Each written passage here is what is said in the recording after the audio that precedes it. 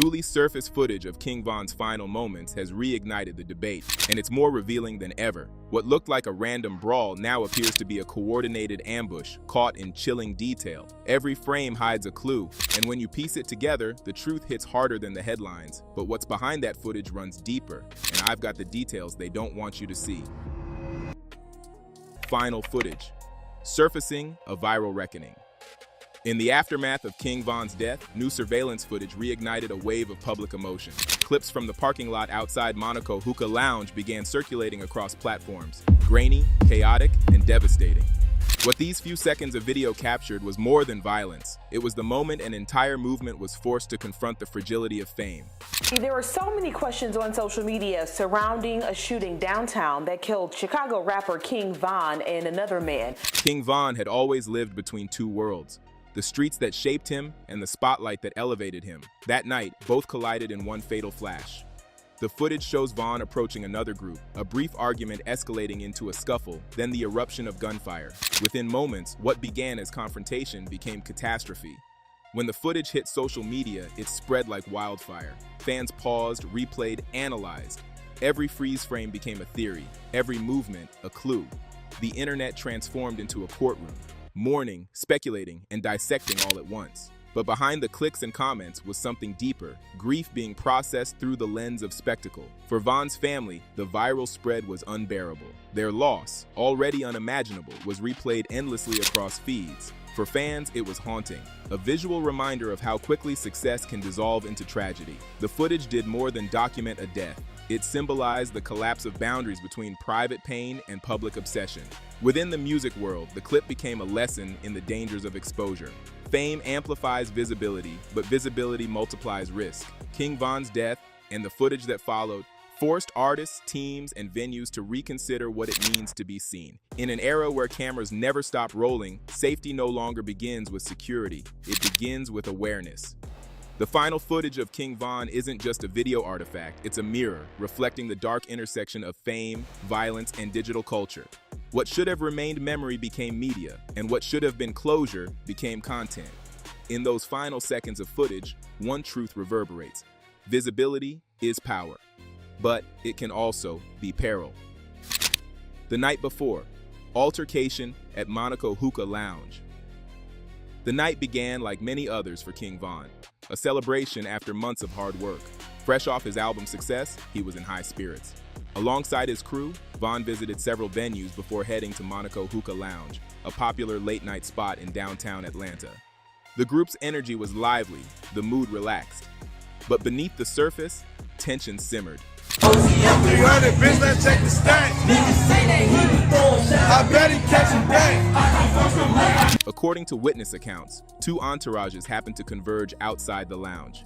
Von's group and that of fellow artist Quando Rondo. What began as verbal sparring quickly escalated, words turned to movement, and in a matter of seconds, fists flew. Surveillance video later revealed Von throwing the first punch, a move that would set off a chain of irreversible events. Gunfire erupted almost instantly. The sound tore through the night, shattering the sense of normalcy. Police officers stationed nearby, both on duty and off duty, reacted within seconds, adding to the chaos. Screams filled the air. Cars reversed hastily. In the confusion, King Von was struck multiple times. He was rushed to the hospital but succumbed to his injuries shortly after. Several others were injured and 2 people lost their lives.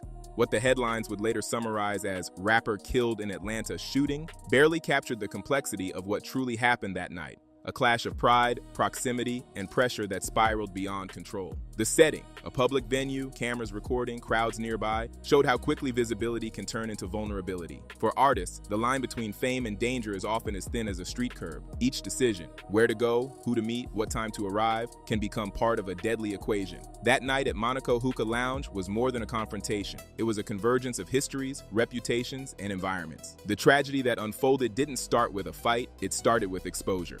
The more visible Von became, the more unpredictable his surroundings grew, and in those few fatal minutes, celebration turned to chaos and the music stopped. Investigation and accountability, unfolding the case. In the immediate aftermath of the shooting, Atlanta became the center of a national story. News cameras, police lights, and social media threads collided in a search for answers. Who fired first?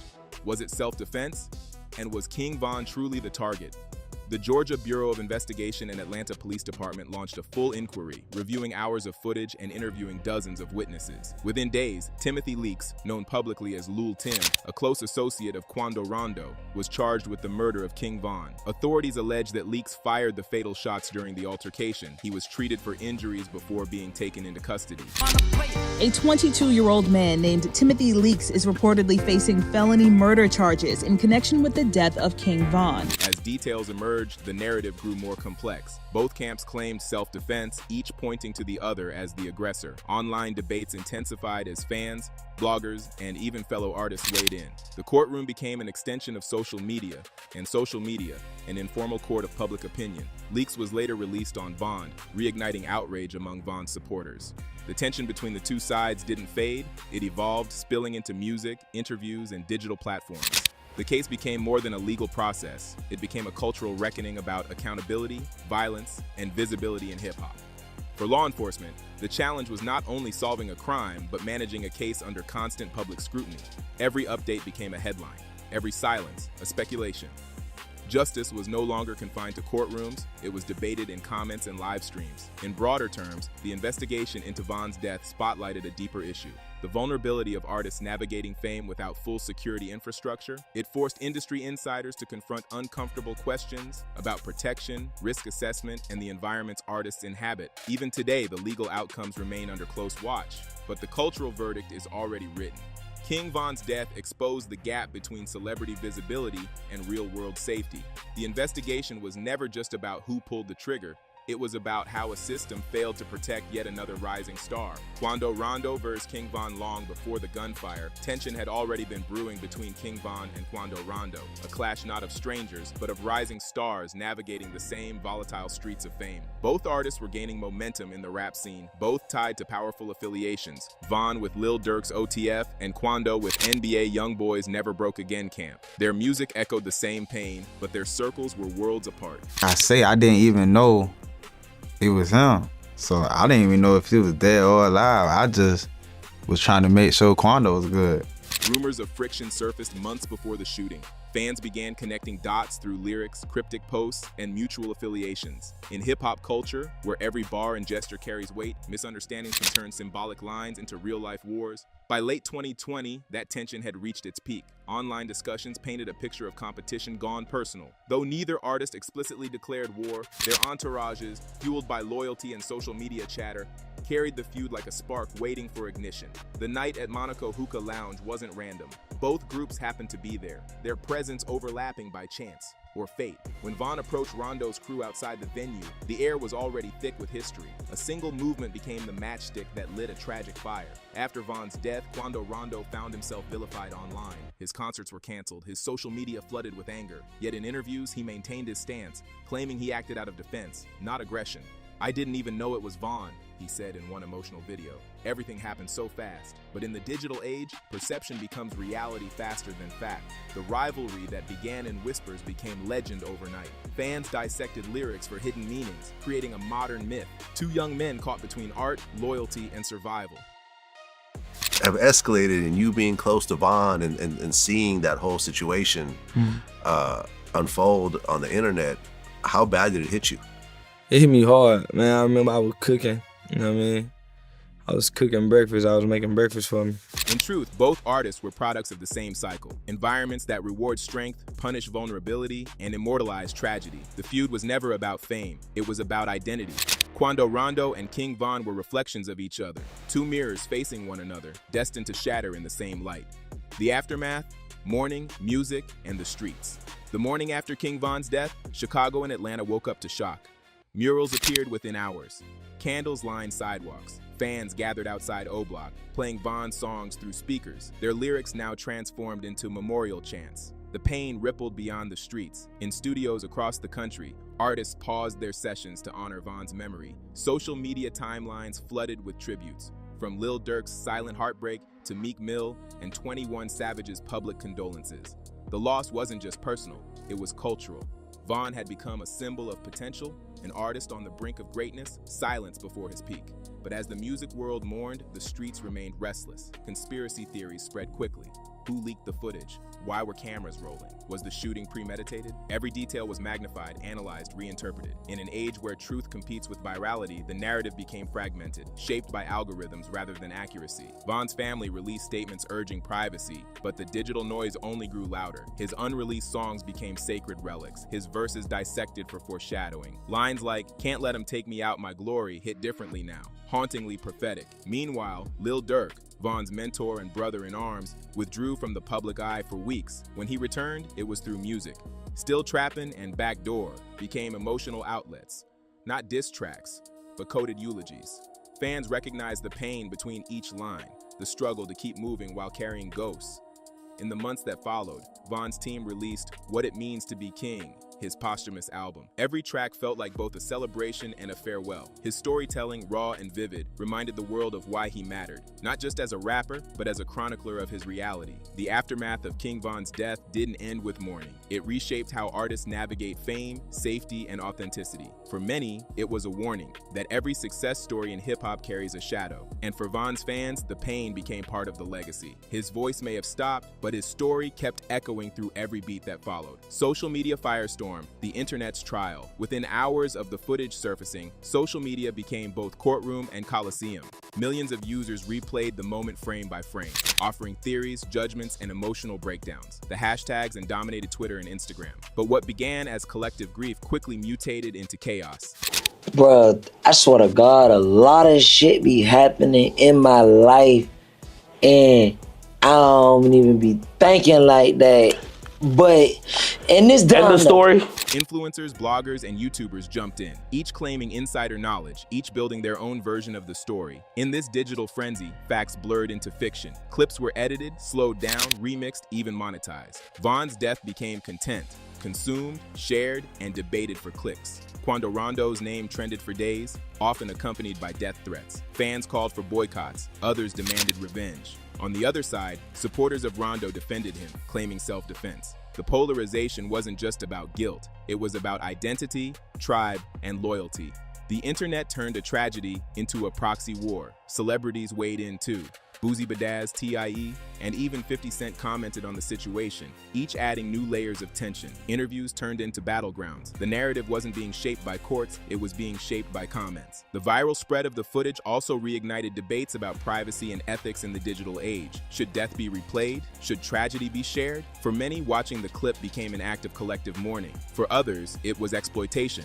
Trauma turned into entertainment. Despite the noise, one truth emerged. Social media now dictates how the world grieves. It decides whose story is amplified, whose pain becomes public, and whose death becomes a hashtag. King Von's final moments were meant to be private. Instead, they became immortalized in pixels. The same platforms that elevated his music became the same ones that replayed his fall. In the end, the firestorm wasn't just about the footage. It was about us, the viewers, the sharers, the commentators. We didn't just watch history. We shaped it, retweeted it, and never let it rest. Legal fallout, the battle for justice. After the smoke cleared, the legal war began. The case of King Von's death wasn't just another police investigation. It became one of the most scrutinized criminal cases in modern hip-hop. Every statement, every court update, every rumor spread across the internet like wildfire. The streets demanded justice, while the legal system braced for spectacle.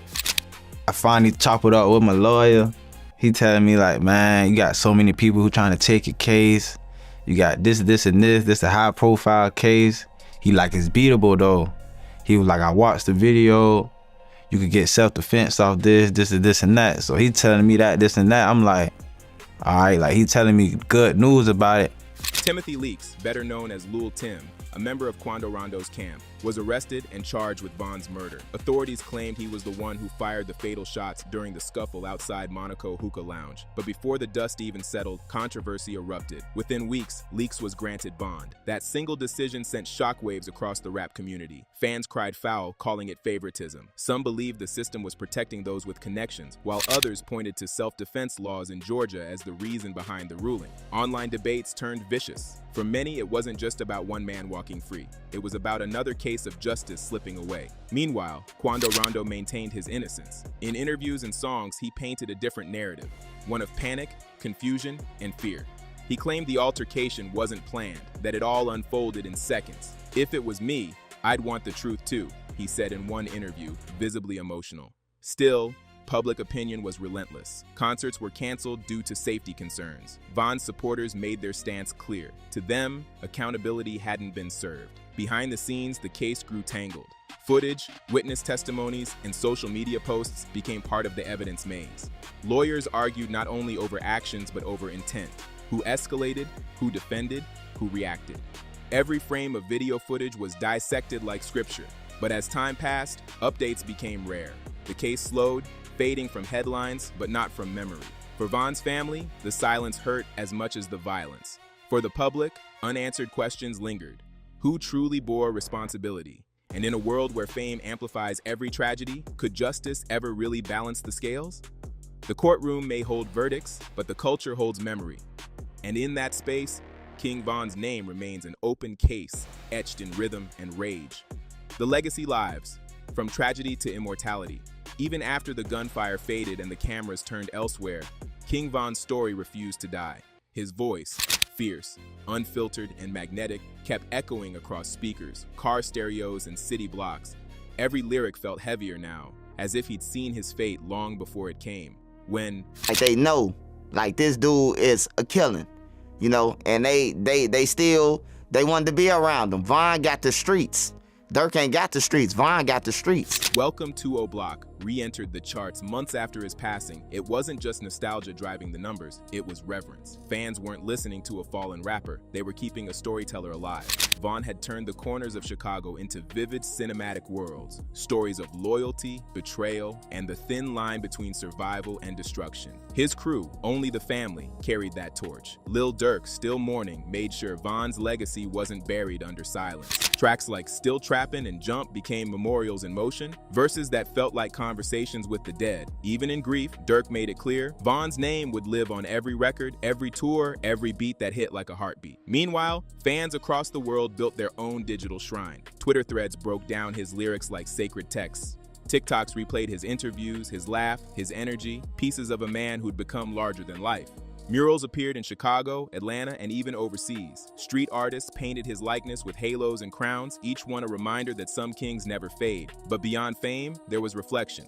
Von's death forced a generation of artists to confront their own mortality. In studios and interviews, younger rappers admitted they felt the weight, the fear that success could invite the same fate. You can't even celebrate wins without looking over your shoulder, one artist said. And yet through it all, King Von's influence became undeniable.